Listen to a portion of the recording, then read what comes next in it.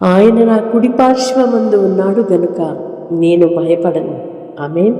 ప్రియ సహోదరి సహోదరులారా, యేసుక్రీస్తు నామంలో మీకు శుభాలు తెలియజేస్తున్నాను. అందరూ బాగున్నారా? ప్రతిరోజు కూడా దేవుని అమూల్యమైన మాటలతో మీరు ఆదరించబడుతూ ధైర్యపరచబడుతున్నారని మిమ్మల్ని బట్టి దేవునికి కృతజ్ఞతలు చెల్లిస్తున్నాను. దేవుడు మన కుడి పార్శ్వమును ఉన్నాడు కనుక మనము కదల్చబడము, భయపడనక్కరలేదు. కుడి అంటే మన బలము, మన ధైర్యము, మన అండ, ఆధారము. అంటే మనము ఏదైతే ఆధారం అనుకుంటున్నామో అది దేవుడు.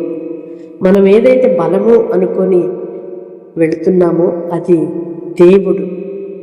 మన బలమునకు ఆధారమై ఉన్న దేవుడు మనకుండగా మరి దేని గురించి మనము భయపడనక్కర్లేదు, కదల్చబడనక్కర్లేదు.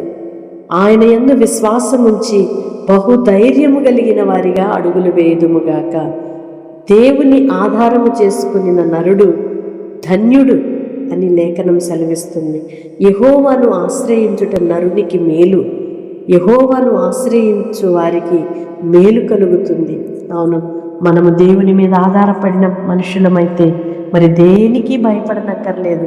మనము దేవుని ఆశ్రయించిన వారమైతే శ్రమ, ఇబ్బంది, ఇరుకు, తుఫానులైన, పెనుగాలులైన మనలను కదల్చలేవనేది సత్యం. కనుక ప్రియ సహోదరి సహోదరుడా, దేవుని మీద ఆనుకొందాము. నీవే నా ఆశ్రయమయ్యా అంటూ ఆయనపై ఆధారపడి బ్రతుకుదాము. ఆయన మనుషుల అందరిలోని తలను పైకెత్తి ఎవరైతే దేవుని ఆశ్రయము చేసుకొనకుండా తమ బలమును ఆధారము చేసుకొని బ్రతుకుతున్నారో వారి ఎదుట దేవుడు మన తలను పైకెత్తువాడై ఉన్నాడు.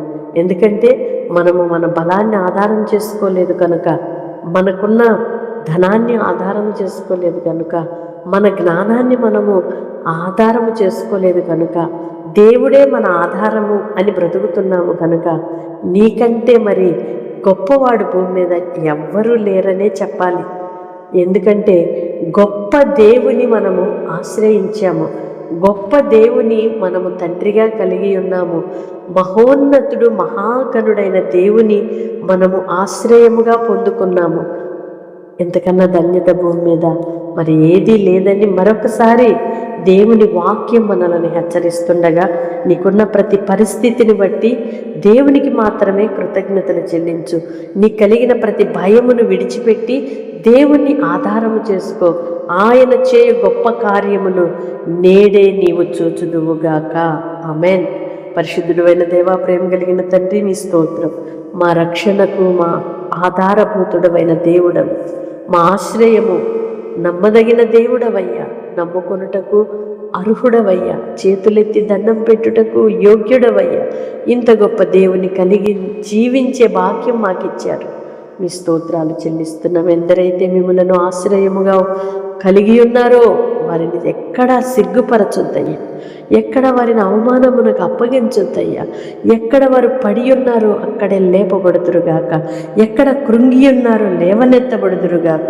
మీ కృప దయచేసి ఘనపరిచి నడిపించుమని యేసు నామములో ప్రార్థిస్తున్నాము తండ్రి. ఆమేన్. వాగ్దానం రిసీవ్ చేసుకొని తప్పకుండా ఇతరులకు షేర్ చేయండి. దైవాశీర్వాదాలకు పాత్రులుగా మార్చబడండి. ప్రతిరోజు కూడా మానక ప్రార్థనలు ఏకీభవిస్తూ వాగ్దానాన్ని రిసీవ్ చేసుకుంటున్న మీ అందరికీ నా హృదయపూర్వకమైన వందనాలు తెలియజేస్తున్నాను. మీరు అందిస్తున్న మీ సహకారాన్ని, ప్రార్థనా సపోర్ట్ని బట్టి ఎంతగానో ప్రభువుకి మహిమ చెల్లిస్తున్నాను. మీ ప్రతి అవసరత నా ప్రభువు తన మహిమైశ్వర్యములో నుండి తీర్చి ఆయన మిమ్మలను హెచ్చించునుగాక. ఆమేన్.